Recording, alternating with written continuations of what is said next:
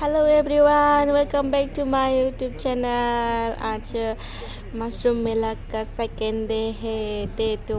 तो आज मैं नया वीडियो बनाने जा रही हूँ।